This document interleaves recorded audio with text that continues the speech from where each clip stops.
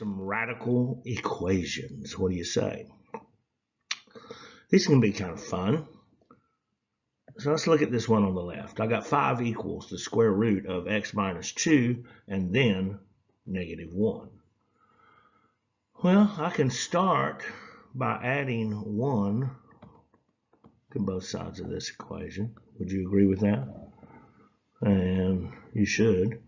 So that's going to give me 6 now equals the square root of x minus 2.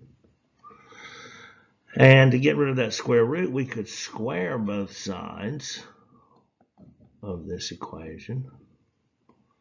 And that would leave us, let's see, 6 squared is 36.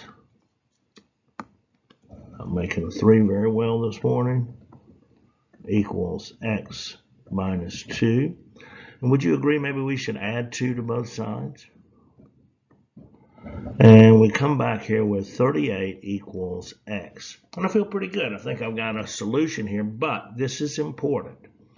I need to go back and check my possible solution into my original equation to see if it in fact gives me a true statement. Because sometimes we can have extraneous solutions or solutions that are not valid, that do not give us a true statement. So let's test this one. If I substitute the 38 in for x right here, well then I've got 38 minus 2, well that's 36, and we're taking the square root of that, and the square root of 36 is 6 minus 1, 5, and 6 minus 1 does in fact equal 5. And so 5 equal 5 gives us a true statement, and therefore 38, x equals 38 is a valid solution. Let's look at this one on the right.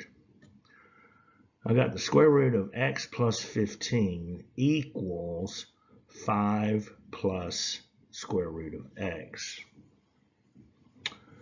Well, I think what I should do is I think I should square both sides. And it's important that I put this entire expression, 5 plus x, in parentheses to square it or FOIL it, if you will. I can't just say 25 plus x. That's not going to work. I got to square both the 5 plus the square root of x. Well, over on my left-hand side, if I square the square root of x plus 15, I'm just going to have x plus 15. But over here on the right, I've got 5 plus the square root of x times 5 plus the square root of x. And we're going to FOIL that. So over on the left, I'm going to leave that alone for a few minutes, a few seconds. Well, let's see. 5 times 5 is 25. 5 times the square root of x is 5 square root of x. Square root of x times 5 is also positive 5 square root of x. And the square root of x times the square root of x is just x. And we can combine some like terms. So we got x plus 15 equals 25 plus 10 square root of x plus x.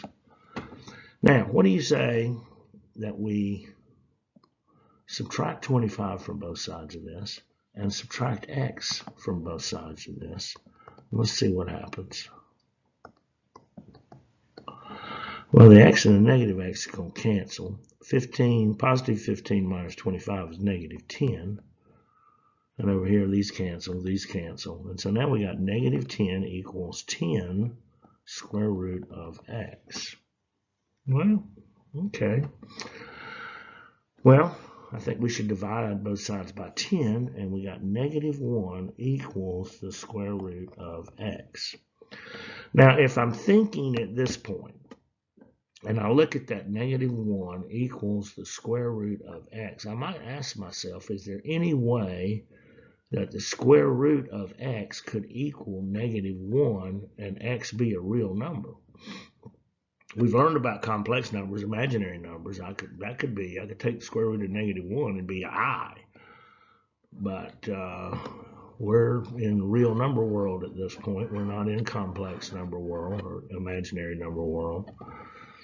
And so if I'm thinking, I might just stop right there and say, you know what, I don't think there's a real solution to this thing. But let's prove whether it is. Now, I could square both sides of this. And so I'd have -1 squared times the square root of x squared. Well, -1 squared is 1, and the square root of x is x. And now I'm sitting there thinking, well, okay, x equals 1. That's not too bad. And if I don't go back and plug this 1 back in to that original equation, I've messed up. And I'll show you why. So let's substitute 1 in here. Well, 1 plus 15 is 16. And the square root of 16 is 4. Hope you can follow my work. And if I put 1 in here for the square root of x, I got 5 plus the square root of 1. Well, what's the square root of 1? Square root of 1 is 1. So I got 5 plus 1. Well, wait a minute. What's happening here? 4 is equal to 6? Well, that's not true. Which means that I was right the first time when I saw that -1 equals the square root of x. That just can't be. So what's my solution here? There's no real solution. The importance of taking your possible solution, substitute it back into the original equation, and determine, does this in fact give me a true statement? You might say, oh, I don't want to do it. That's too much work. Well, that's okay. You'll miss a few on a test because there'll be some that won't have any real solution. Won't be my fault, be yours.